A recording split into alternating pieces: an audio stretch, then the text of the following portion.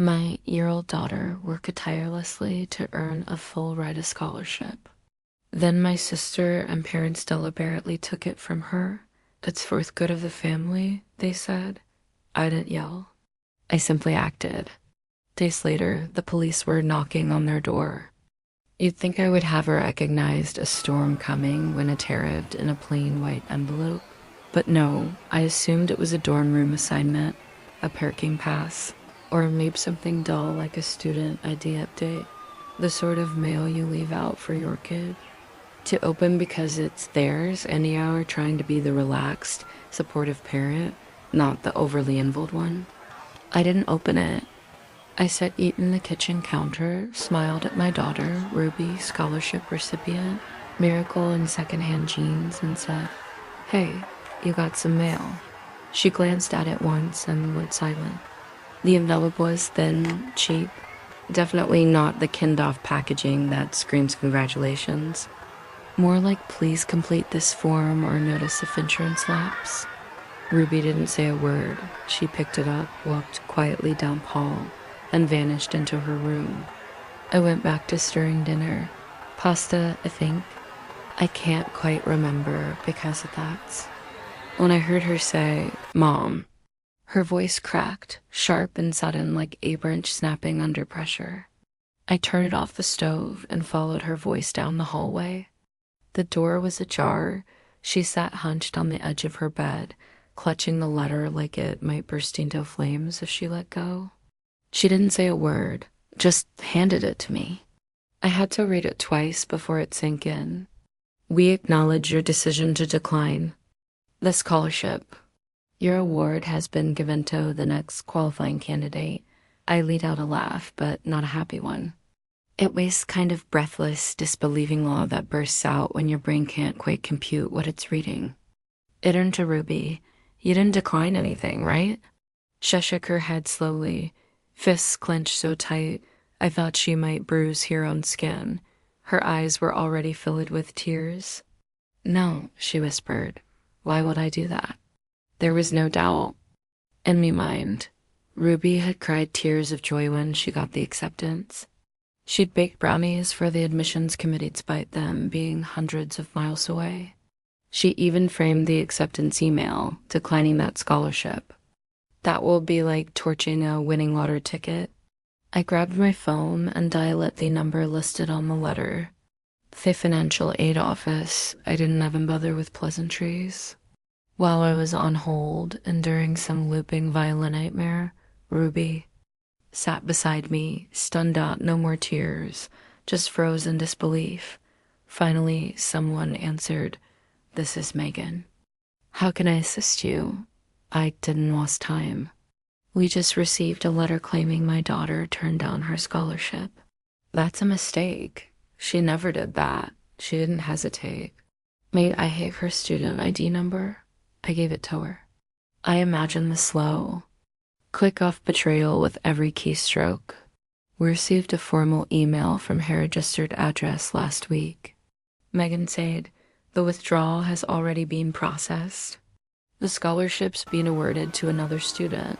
My throat went dry. "I'm sorry, what?" "The email came from the address we have on file," she continued. "It was sent Monday night at PM. Ruby turned toward me, her head tilting slightly like someone had just slapped her across the face.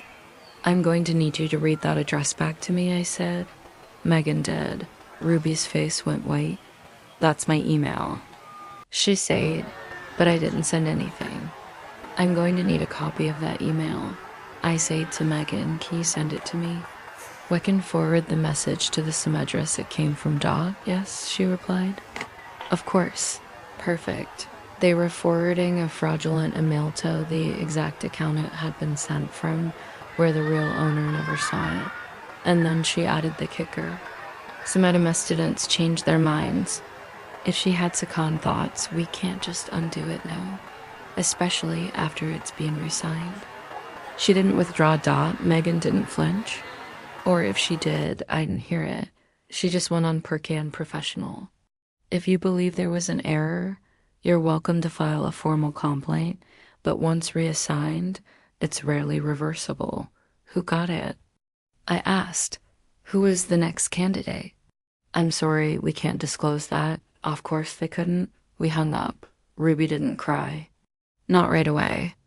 She just stared at the wall like it might blink first, then she said quietly, "I almost believed it, thought it was real. But of course not. It was too good to be true. It broke something in me. Not because she was wrong, but because she'd said it like she'd known all along. Like part of her had been waiting for Theworld to snatch it back." I put my arm around her. "We'll find a way," I said. But even as I said it, my voice shook because I didn't know how we'd scrape it beyond part-time contracts. In Faith for years, this scholarship wasn't a bonus. It was the only plan. And somewhere Samin had stolen it, using my daughter's identity. The forwarded email hadn't arrived yet, but when it did, we'd know more. I didn't want to believe what my gut was already whispering, but it timestamped the email, the fact that it had come from her own account. Something was wrong, terribly, deliberately. Wrong, and someone was behind it. I don't know what I expected to feel standing there in the living room, waiting for a fraudulent email to arrive. Probably not murderous. It wasn't just that someone had stolen my daughter's scholarship. It was how they did it. The sheer coldness of pretending to be her, typing out a withdrawal image like it was nothing. Then hitting send and watching her future collapse. Like a house of cards. And they did it from her own account, her own mail, her identity. The screenshot was still on its way. Ruby was checking her inbox every minute. I was pacing like a caged animal, chewing a cuticle I didn't even realize was bleeding. Neither of us said much. What could we say? We were still hoping it was Amex up. A weird glitch, something dumb and technical and fixable. But somewhere in the back of my mind, the pieces were already lining up, and they weren't forming a glitch. They were forming her Vivian. I didn't want to go there yet, so instead, I did what moms do when they are losing control. I rewound the tape and tried to explain it to myself. I grew up 2 years ahead of my sister, which is just close enough to be compared at every possible stage of your life. Vivian was the golden one. And obviously, our parents weren't cartoon villains or anything, but there was always a second set of rules that followed her around. If I forgot to take out the trash, I was lazy. If she forgot, someone must have distracted her. If she cried, she was sensitive and needed comforting. If I cried, I was dramatic. And if I thought, well, don't use your little sister as an excuse. She's younger. You should know better. I learned early that protesting made things worse, so I stopped. Let her have the last cookie, the benefit of the doubt, the spotlight, fine, whatever. I built my life outside of favoritism radius. We both grew up, had daughters at almost the same time, and for a while, I let myself believe things were different. Ruby and Chloe were close, like genuinely close. Same school, same after-school programs, Samagolfi photos and matching pajamas. Wears them side by side, lived in Thesum Town, shared babysitting recipes, holiday tables. Our parents doted on them. Both, or almost both. It was subtle, like everything else. Ruby got praise for her kindness. Chloe got praise for her spark. Ruby was responsible. Chloe was a natural leader. Ruby did the dishes after family dinner. Chloe made everyone laugh and forgot the dishes. And somehow that was just as valuable. And when Chloe messed up, when she got caught cheating on a vocab quiz snapped at a teacher, it was stress, pressure, teenage hormones when Ruby cried. After a bad day, sensitive needs to toughen up, so I brushed it off. They were kids, and the girls loved each other. Chloe came over for sleepovers. Ruby helped her with homework. They swapped books and inside jokes and shared Spotify playlists like a pair of nerdy twins. Ruby even helped Chloe with her scholarship essays because, both girls applied for the same full-ride program. It was a long-shot national competitive. We all knew there were tens of thousands of applicants in MABE spots, but they went for it together side by side, cheering each other on. When the acceptance came through for Ruby, I screamed. Then I agreed. Then I panicked a little because I realized she might actually be leaving and I wasn't ready, but Ruby didn't do any of that. She just sat there quietly and said, "But what about Chloe?" I told her the truth. Chloe will be okay. This is your moment. A few days later, Chloe her reply, "We waitlisted." You're first in line if someone drops out, which, let's be honest, is academic speak for don't get your hopes up unless immune. Dies. Ruby almost didn't want tussle break. It just feels mean, like I'm gloating. I told her, you earned this. And Chloe's proud of you. And it seemed like she was. He came to the graduation party. Just a quiet one at her house, nothing fancy. She hugged Ruby, told her, I'm happy for you. At least one of us made it. I thought that was the end of it, that we'd all move on. I didn't realize that would be the night everything started unraveling. The ping off an incoming email yanked me back. Into the present, Ruby opened it. Forward image. Scholarship withdrawals sent from her account. Timestamp Monday P. We both stared at the number. She blinked. That was the night of February. We looked at the calendar. Well looked at the clock on the screen. Wouldn't speak. Ruby's eyes darted. Her hands were shaking again. It was her. She whispered, it was Chloe. My heart dropped into my stomach. What do you mean? Ruby looked at me like she was watching herself. Realized that for the first time, she's to borrow my phone. She said hers was dead and she needed to call her boyfriend. Pause. I unlocked it. For her, longer pause. She was gone 4 minutes. I didn't breathe. Neither did she. We just sat there in the quiet off that realization, watching the floor like it might offer a solution. I remembered watching them laugh together that night. I remembered Ruby doing clothes makeup, helping her pick out address, offering to take photos on the good phone so Chloe would have better lighting. Ruby let her borrow her clothes. Let her borrow her confidence. Let her borrow her trust and her phone. She didn't stab her in the back. She borrowed the knife. There's a kind of silence that comes after betrayal. Not the calm kind, the loaded kind. The kind where even your thoughts are whispering based, they don't want to make it worse. That was our house the night Ruby remembered. She sat curled up on the couch, staring straight ahead like she was watching her whole life. Rerun through static. I sat across from her holding the email. The one she supposedly sent says sent from her phone. Sent while her cousin was borrowing it to call her boyfriend. That timestamp lined up. The tone lined up. The gut punch lined up only one thing. Didn't the fact that Ruby never wrote it? She finally broke the silence. Well, never be able to prove it. Her voice cracked like it had given up too. She's in it from my phone. There's noggins. I looked at her and maybe it was deadness in her voice or the way her shoulders had collapsed into themselves, but something in me snapped. Then we find a way. I didn't tell Ruby I was going to see my sister Vivian. Shouldn't need to know. Not yet. I just said I had errands to run and grab back her keys like it was a normal Tuesday. I wasn't driving across town to look my sister in the eye and ask her if she'd help destroy my daughter's future of entire drive. I rehearsed what I'd say factual. No accusations, I just questions. I'd give her the benefit of doubt, and then she opened the door with a smile like nothing had happened. And every ounce of restraint I had flew into the driveway. Hey, she said, what's up? I held up my phone. She stepped aside, letting me into the house. I didn't take a seat. I stood stiffly in her kitchen, like Semyon collecting on a long overdue debt. This came from Ruby's email at PM, I said. Same night as her graduation party. Same time Chloe borrowed her phone. Vivian glanced down at the screen, then smiled faintly. Are you sure it wasn't just Ruby? I fixed my eyes on her, and that's when it hit me. She wasn't confused at all. She was whistling. She helped your daughter.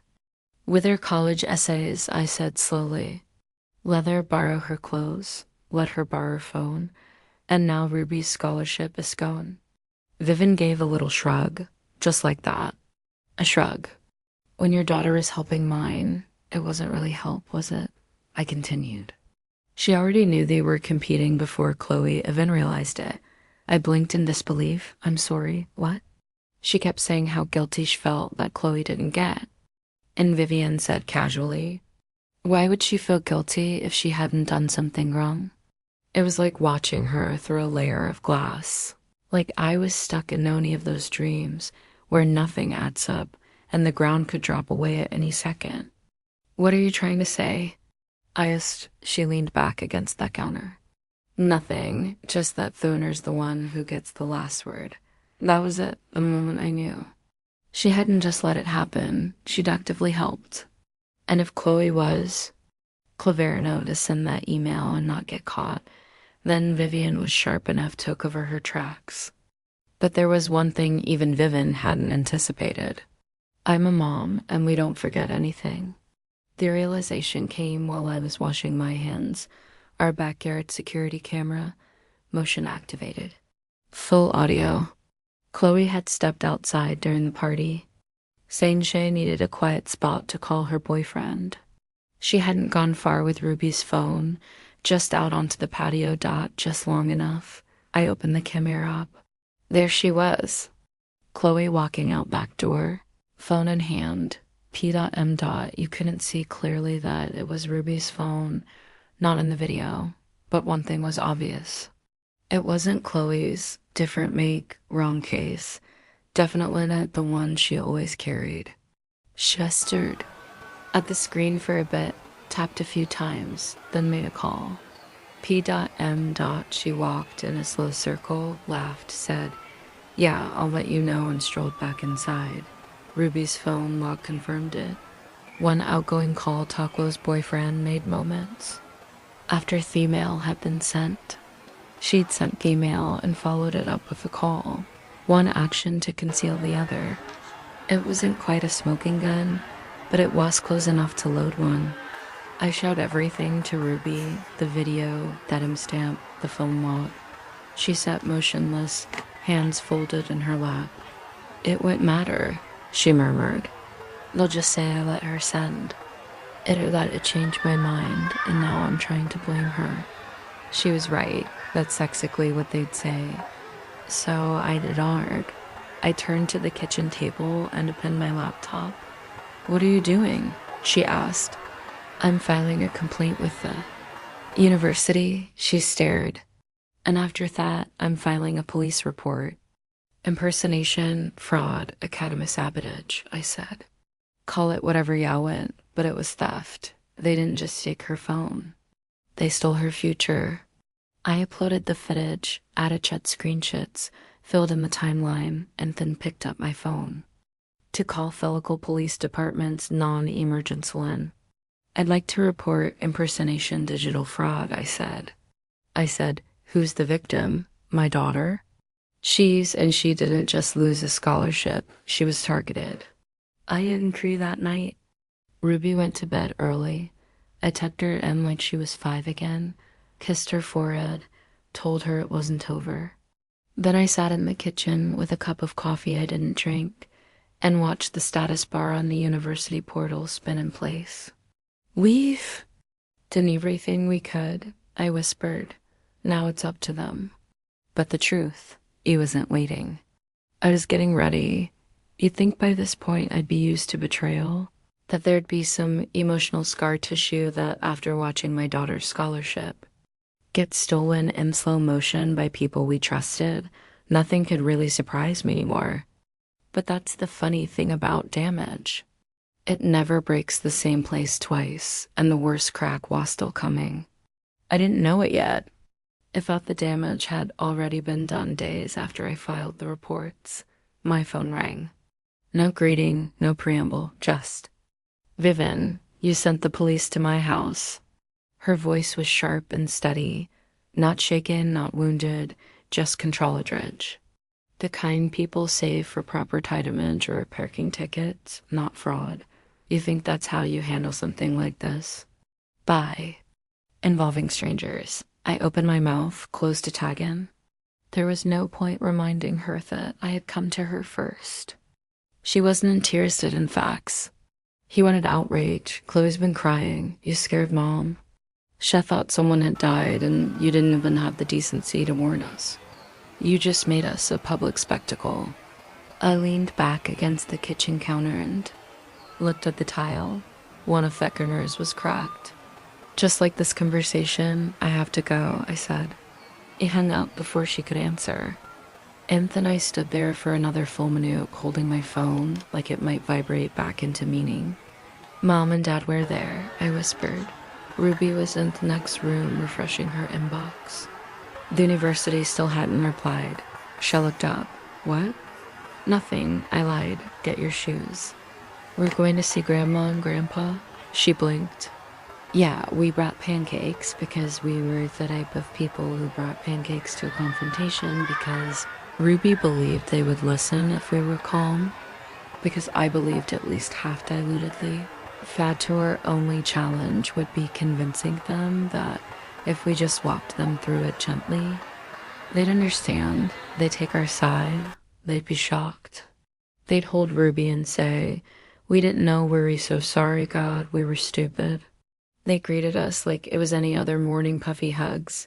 My mom commented on Ruby's new shoes. My dad asked if we wanted orange juice.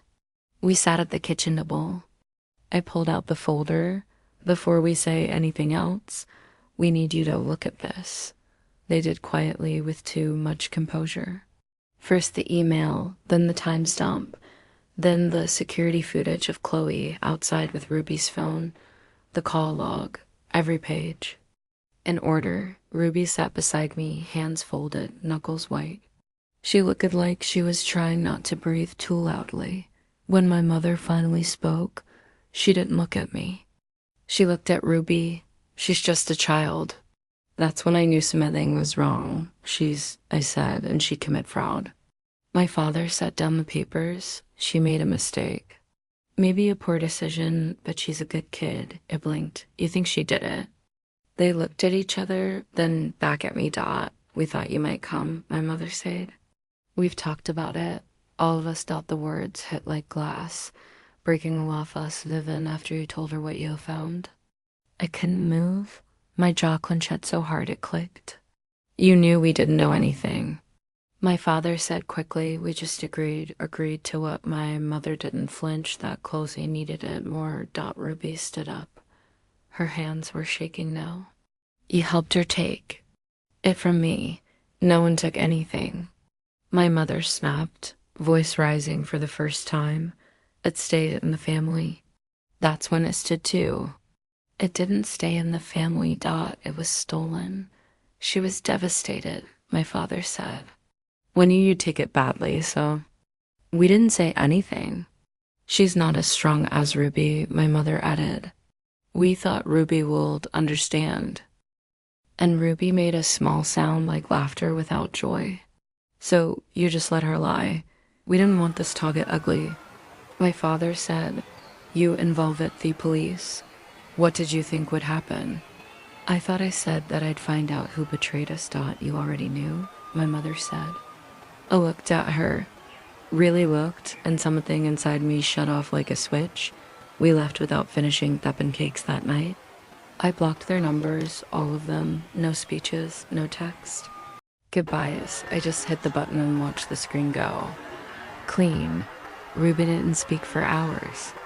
Then she opened up the family group chat, scrolled until she found the last message from my dad. Some meme about family loyalty. She uploaded 4 files. Screenshot of the withdrawal email. Screenshot of the call. Log is still framed from the security. Video and a short message. Chloe sent the email from my phone. Vivian helped our grandparents, knew this is what happened. You can believe it or not, but this is what happened. Shouldn't wait for a response. We both knew wouldn't get one. The university still hadn't responded. Ruby was collating twice more for follow dash up clarification. The start of term was days away. We had nothing. No scholarship, no financial aid, no fallback plan. It's not even about the money anymore, Ruby said one night. It's the fact that they looked at me and decided I wasn't worthy. I didn't know how to answer Becca. She wasn't wrong. Days before orientation, I got a message. It was discreet, from a cousin I hadn't spoken to since a funeral. I saw what Ruby posted. I forwarded it to someone. I hope that's okay. It was more than okay. It was the only thing we had left. The following afternoon, we got the call. I'm calling from the Hope Ridge Foundation. We've reviewed Ruby's story. We'd like to fully cover her tuition effective immediately. I didn't cry, please note right away. Not until I hung up. Not until I turned and saw Ruby curled up on the couch, arms wrapped tightly around her knees. You're in, I whispered. She looked up at me like I'd spoken another language. We did it. No, I told her. You did. The next morning, she zipped her bag and stood by the door. I really thought they broke me, she said. I looked at her, exhausted, butin shaken, steady and strong. Then look at yourself now. The investigation moved quickly. Within weeks, Chloe was formally charged with computer misuse, identity theft, and academic misconduct. The university expelled her and voided scholarship altogether, pending final outcomes. But effectively done that, she was barred from receiving any future academic funding. Her name was added to a list no parent ever wants to see. And then came the twist no one saw coming. During her questioning, Chloe cracked Dot she confessed it hadn't been. Her idea it was her mother's Vivian. Vivian, who's claimed she'd do anything for her daughter. Apparently she wasn't lying. She was found guilty as well, sentenced to community service, slapped with a Hebe fine, and placed on 1 year off probation. In court she cried, spoke about damage to her reputation she chose to protect, and set off the truth. As for Chloe, she was assigned to clean the downtown bus terminal every Saturday. Ruby and I saw her there once. She never looked up, looked right past her. Ruby's original scholarship was never reinstated, but in the end, she received something even better. Now she's on campus, not hiding, not shrinking. She tutors 2 evenings a week, joined the debate team, and already received an invitation to a summer research project. Sometimes when I watch her across the kitchen table, I catch glimpses of something returning, like a match just beginning to light. Confidence, joy, strength. She still doesn't bring up her aunt or grandparents, and I don't press. No contact completely. I never sent a goodbye. I blocked every one of them. Sometimes silence says more than words ever could. They thought they could erase her future. Turns out all they did was write the ending to their own story. So you tell me, did I go too far or not far? Enough? Drop your thoughts in comments and don't forget to hit subscribe.